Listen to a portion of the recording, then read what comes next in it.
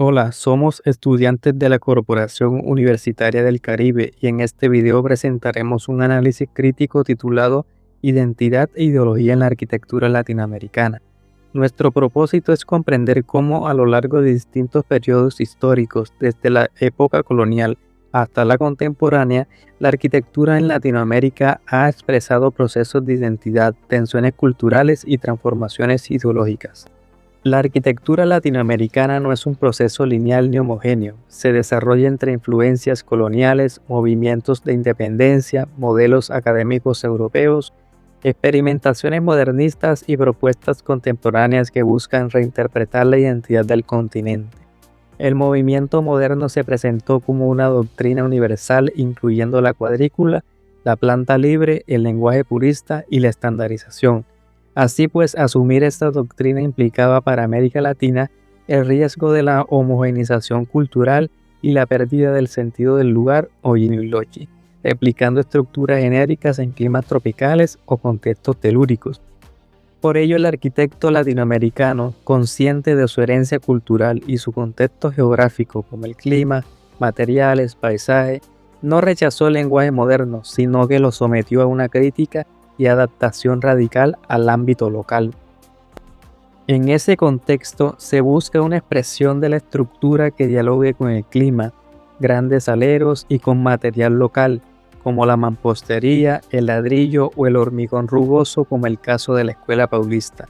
En muchos países latinoamericanos, la arquitectura moderna fue promovida por el Estado como símbolo de progreso, modernización y justicia social.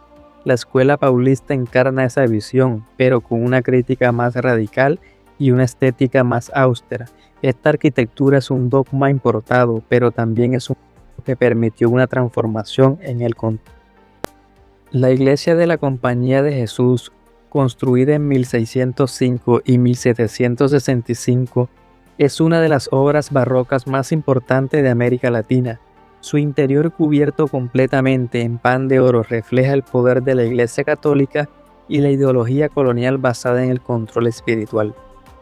Aunque la obra responde al canon europeo, los artesanos indígenas insertaron símbolos propios, animales, plantas, rostros y geometrías. Esto constituye una forma de resistencia estética. El modelo de la planta de la iglesia de la Compañía de Jesús que se pensó para la ciudad de Quito fue el de la iglesia del Gesù de Roma, cruz latina inscrita en un rectángulo, modelo propuesto por Vignola y Giacomo della Porta. La planta en cruz latina no es solo una forma, es un dispositivo teológico y psicológico. Su eje longitudinal dirige la mirada hacia el altar, centro del poder litúrgico.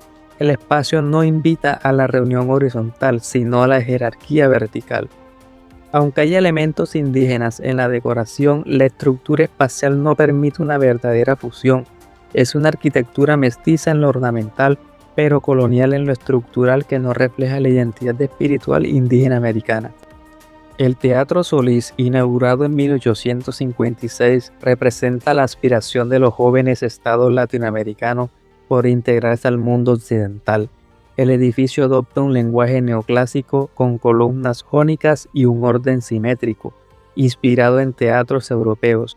Aunque la independencia política ya se había alcanzado, la arquitectura muestra cómo las élites buscaban proyectar modernidad imitando modelos europeos, reforzando una ideología de progreso basada en patrones extranjeros.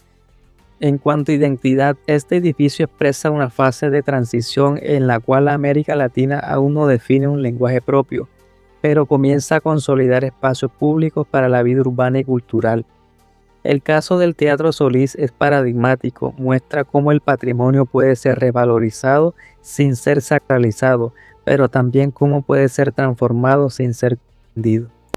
El Palacio de Bellas Artes, iniciado en 1904 y finalizado en 1934, combina Art Nouveau en su exterior y Art Deco en sus interiores. Esta mezcla refleja la complejidad de México entre modernidad y tradición. El Art Nouveau se ve en los vitrales, curvas orgánicas y ornamentación floral. El Art Deco introduce geometrías limpias, líneas verticales y un sentido de modernidad industrial. Conceptualmente, la obra expresa una identidad híbrida. México incorpora estilos internacionales, pero integra iconografía prehispánica y motivos nacionales.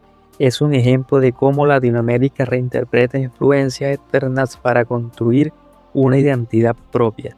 La cúpula, inspirada en modelos europeos como la Ópera de París, se convierte en un hito urbano. Sin embargo, su escala y lenguaje contrastan con el entorno colonial y porfiriano inmediato, pues impone una jerarquía visual que no dialoga con la escala peatonal del centro histórico. Es más un gesto de poder que de integración urbana. Uno de los grandes aciertos del palacio es la incorporación de motivos prehispánicos en su decoración interior. Mascarones, grecas, relieves inspirados en culturas mexicana y maya. Esto representa un intento temprano de construir una identidad nacional mestiza desde la arquitectura. El Museo de Arte Moderno de Río de Janeiro, diseñado por Afonso Eduardo Reiby y construido en 1958, es un ícono del movimiento moderno en Latinoamérica. Con una estructura elevada, grandes luces y transparencia, refleja los principios del racionalismo moderno. Aquí la ideología de progreso y renovación urbana es evidente. La arquitectura busca funcionalidad, apertura al paisaje y ruptura con la ornamentación del pasado. Sin embargo, el edificio incorpora la relación con el mar y la topografía carioca, revelando una identidad ligada al territorio brasileño. La modernidad latinoamericana no copia, sino que adapta, interpreta y contextualiza. La arquitectura de Reiser Mascurioni en Perú representa la etapa contemporánea, caracterizada por la experimentación formal, el uso de nuevas tecnologías y una mirada crítica hacia el territorio. Sus proyectos integran geometrías complejas, materiales locales y estrategias ambientales. La ideología contemporánea se enfoca en sostenibilidad, reinterpretación cultural y relación con el paisaje. Este tipo de arquitectura expresa una identidad latinoamericana más sólida, que ya no imita, sino que propone. La obra demuestra cómo hoy los arquitectos dialogan con la tradición, pero desde una perspectiva global y tecnológica. A través de estas 5 obras observamos que la arquitectura latinoamericana es el resultado de tensiones históricas entre dependencia y autonomía, entre influencia externa e identidad local. En la etapa colonial predominó la imposición ideológica, pero también surgieron expresiones mestizas. En la posindependencia los países buscaron verse modernos imitando modelos europeos. Con la arquitectura académica y luego el Art Nouveau y el Art Deco, el continente comenzó a reinterpretar las influencias externas con mayor libertad. La modernidad marcó un punto de quiebre al adaptar principios internacionales como el clima, la cultura y los materiales latinoamericanos. Finalmente, la arquitectura contemporánea expresa una identidad madura, innovadora, crítica y profundamente conectada con el territorio.